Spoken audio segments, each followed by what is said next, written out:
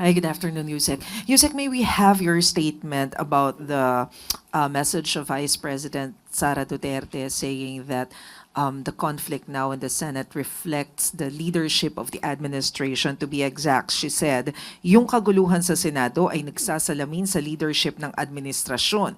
Yung kaguluhan at kawalang direksyon ng ating bansa ay nagsasalamin kung ano yung klase ng leadership na meron ng nakaupo sa palasyo at ng ating administrasyon dahil lahat naman ng tao ay nare-recognize nila kung ano yung direksyon ng isang leader. Your comment on that, ma'am. Okay, ang paulit-ulit na kasinungalingan ay naglalagay sa atin sa isang kumunoy.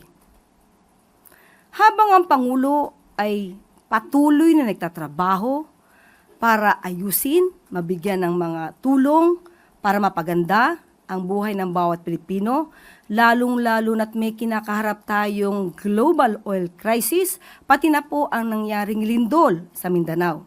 Patuloy na nagtatrabaho, samantalang ang Vice Presidente ay patuloy sa paninira at binabago ang naratibo.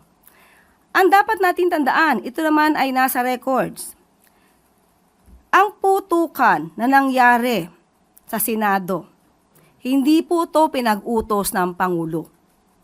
Ito ay may pagsang-ayon si Senator Alan Cayetano. Inamin din naman ni Senator Bato de la Rosa kung bakit pinilit na siya'y pumunta at bumoto. Una, to change the leadership. Pangalawa, for the impeachment. So ang mga tao sa likod na to, ang lahat ng ito, lahat sila yung nagsasabing dapat na ibasura ang impeachment. Ito ay lahat para sa proteksyon ng Vice Presidente. Ang pagpapatakas kay Senator Bato de la Rosa sa tulong ni Senator Robin Padilla, hindi ito nanggagaling sa Pangulo. Ang dalawang sinabi nating senador ay kaalyado ng Vice Presidente. So hindi totoo na patungkol daw sa kahinaan ng liderato sa administrasyon. Kung hindi ito ay sa patuloy na pang-aabuso sa kapangyarihan para lamang sa kanilang mga kaalyado. So, huwag sana mamihasa sa pagdudungis ng iba para magmukhang biktima sa ating mga mata.